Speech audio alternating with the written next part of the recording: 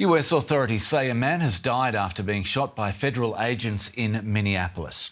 The Department of Homeland Security says the man approached the officers carrying a firearm and 2 magazines of ammunition.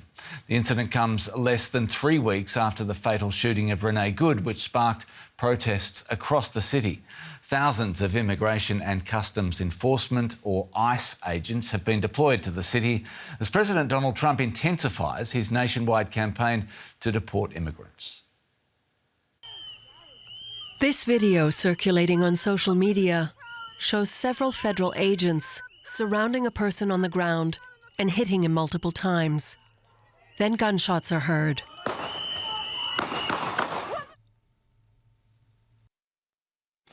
Officers arrived and found an adult male with multiple gunshot wounds when they arrived. Life-saving aid was being rendered, and he was transported by ambulance to Hennepin County Medical Center, where he was later pronounced deceased. Shortly after the shooting, angry crowds gathered at the scene, and clashes between law enforcement and demonstrators broke out as officers deployed tear gas to disperse the crowd. Down! Just chill. Okay. I'm fine. I don't even breathe anything. I'm just angry. I'm 7 years old. Angry. The incident unfolded just a day after thousands of people marched through the city to protest the presence of immigration and customs enforcement agents who were sent to the state by President Donald Trump.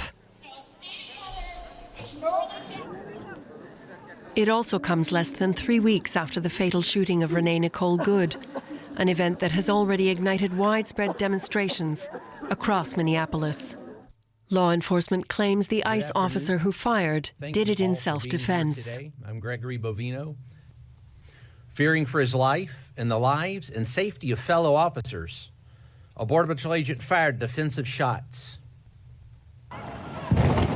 In response to the escalating tensions, authorities have called for an end to the Trump administration's immigration enforcement operations in the state.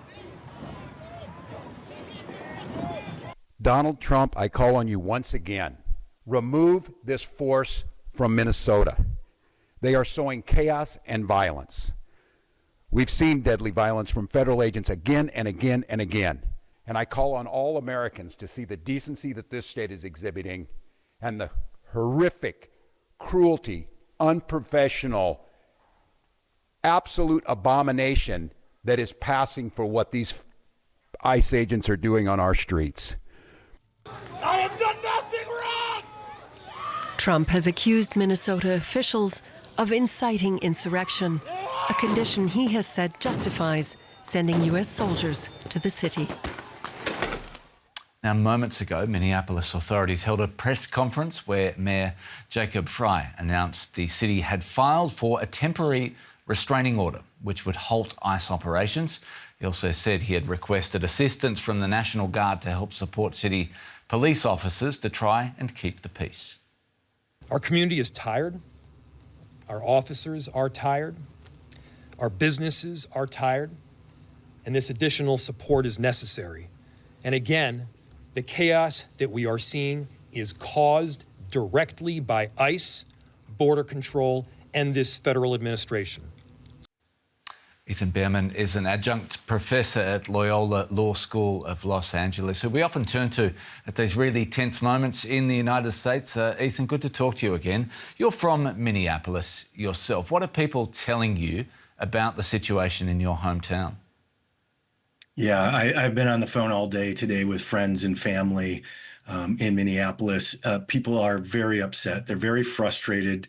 Some of them are scared because this continues to happen. They're essentially under assault by the federal government at this point. And we're being told essentially Goebbelian lies about what our own eyes can see is happening on video. They're frustrated with elected leaders that they haven't done more to protect the people of Minneapolis. And they're very angry about the federal government inciting what is happening in the state of Minnesota. It's not just happening in Minneapolis. ICE is operating all around the state. And on top of it all, the duplicity of the right wing in the United States, who passed an open carry law in Minnesota in recent years. And then they're trying to claim that a man who, according to the video, never even touched his firearm, somehow scared the ICE agents, which is unbelievable. Unbelievable. We heard from Tim Walz, the Minnesota governor, who called the shooting sickening and demanded the removal of federal agents. How is the federal government at this point responding to those calls? They're not. They ignore them. We had Secretary Noem today tell what appears to be an absolute bald-faced lie to the public about what transpired in Minneapolis this morning. We just heard the little ICE commandant there try and tell more lies about what we can see with our own eyes of what transpired in Minneapolis. People are very, very unhappy. I'm upset by it, as you can tell in the moment, to witness my fellow citizens who are exercising their constitutional rights being murdered in the streets, or what appears to be a murder by federal agents yet again in Minneapolis. We have crossed the Rubicon here, where we need Republican leaders as well to say enough is enough, and that this has to end. It can't just be the victims and Democrats. Ethan, do you have sympathy with all of that said, and understandably so, for investigators trying to find the truth when the only thing we know for sure is that there will be two very different, polarised versions of the truth? Well, the problem is the state of Minnesota, the Bureau of Criminal Apprehension, has sent their investigative unit to investigate this killing this morning by ICE, and the federal government stopped them from entering the scene to do their job. There cannot be an independent investigation when the feds are involved in a cover-up, or what appears to be a cover-up, and they're refusing to allow state officials who will investigate. The BCA in Minnesota, by the way, is exceedingly professional and excellent at their work. And they would do a full investigation, but they're blocked from doing so by the people who killed this individual today again.